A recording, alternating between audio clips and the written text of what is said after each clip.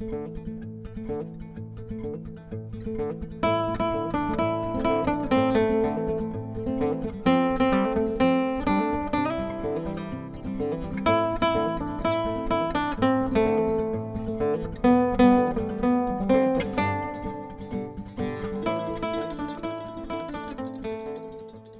how long have you been driving a truck? I used to say 40, 44 years. Oh, wow. So you made pretty much a career out Well, of it. I started out as a dairy, then I went to cattle. And I like cattle hauling better than anything. Holidays, weekends, anniversaries, cattle, they're just glad to see it, no matter when you get there. I've always heard the cattle, that's a young man's sport, It kind of sport is. for trucking. That's From here, not every load is 1,000, 1,200 miles. oh, wow. And you run straight through. You're 72 years young, is that right? 78, 78. Oh, wow. 79 in a month. Awesome. Yeah. Congratulations. Happy birthday early. Thank you. Well, let's talk about the heart of the story. We wanted to talk to you about, Melissa, I guess, told us about hitting these elk out here, and not just a few, but a lot. But I want you to talk from the beginning on this story because, man, it sounds like just crazy. I was hauling cattle. I loaded cattle up in Montana, and I was going to a slaughter plant down Idaho, southern Idaho. And it was about 8 o'clock at night, 8:30, something like that, on March 6th, which it was a nice evening. It wasn't too cold and it wasn't slick or anything. I was on Highway 20. And you guys probably familiar with Highway 20. It's between here and the Montana border. Come off a hill, you come off a hill and around the corner, then you come into hay country and ranches, a couple of ranches. Simplot's got a big place down there. Anyway, as I come down past this first guy's place, these elk start running out in front of me. How far when you first start seeing? Probably 50 yards. Oh, wow. And I wasn't going real fast, but, I was doing 60 at the time. When I seen them, I started slowing down, and then I hit the ones I couldn't see, I started hitting. And it turned out there was like 250 head in that herd. And they just kept running into the side of a truck, a trailer. So as you're going through, I mean, you've hit a couple in the front, but they're also hitting the side. Yeah, they're running. On the driver or passenger side? Passenger side. Yeah, the whole herd just piled up, run into me and piled up. And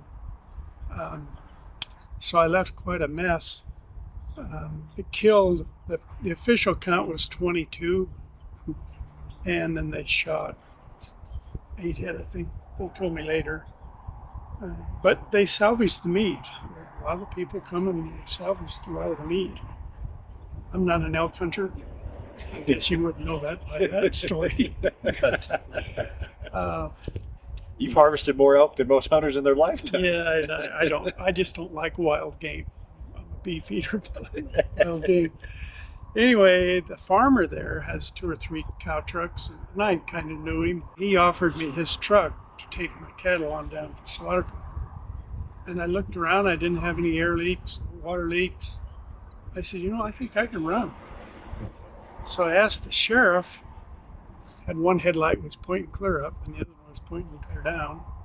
He said, if you can get one of those headlights pointing straight, I'll let you go. He let me go. So I drove the other 300 miles down and unloaded and got back to Idaho Falls.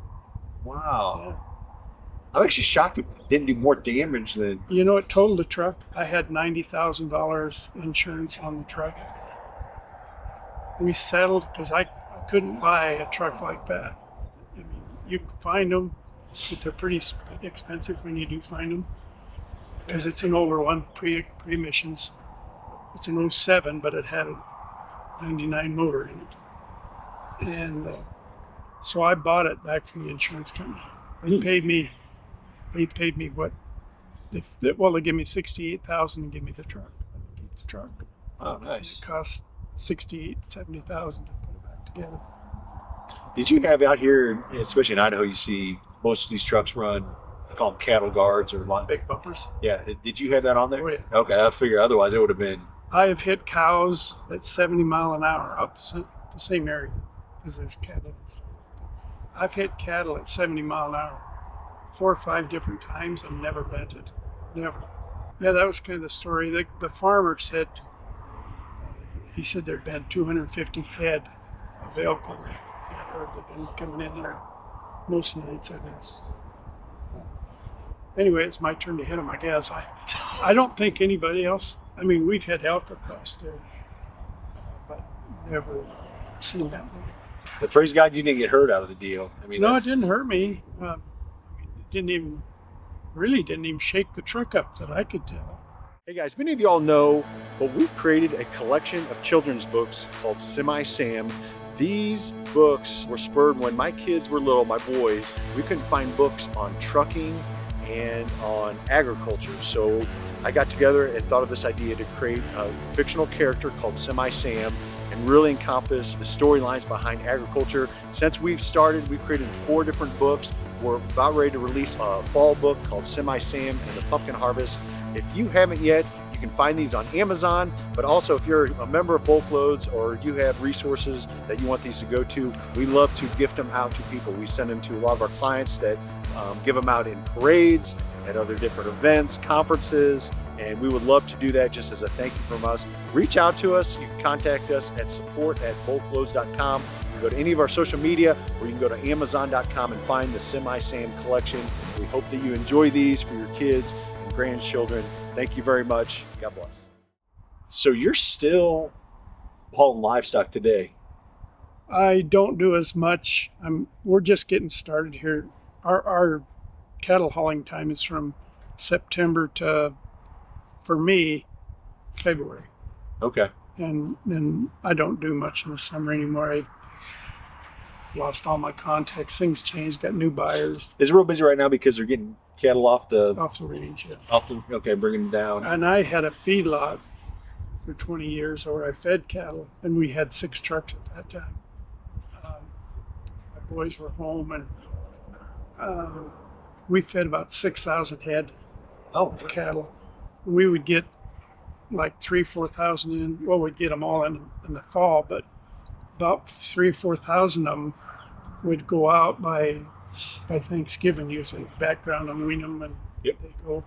And then we would get cattle in after that, thin calves that we backgrounded some more, and then they would go out in the spring and go out on grass.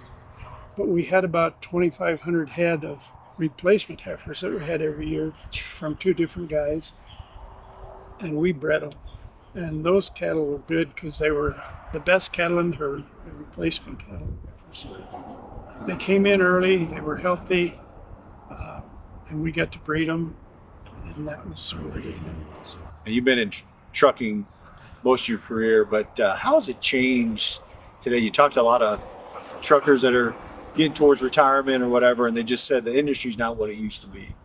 Yeah, how has it changed? Well, used to be a lot of owner-operators. That's one reason why I like hauling cattle, because they're still mostly owner-operators. Because even the cattle guys don't like to load their own trucks. You got guys that won't load their own trucks. You know, the younger guys today? Yeah. They let the guys at the sale barns load their cattle. They'll tell them how to load them, but they won't get out and get dirty to do it. And so that part has changed, the kind of people that are in the cattle hauling business. But in trucking in general, you probably really don't want to hear my opinion because it's not good. Hey, there's a lot of people that respect and want to hear the wisdom from people like you. Well, I don't know about wisdom. I'm a lawbreaker. I don't keep a good log.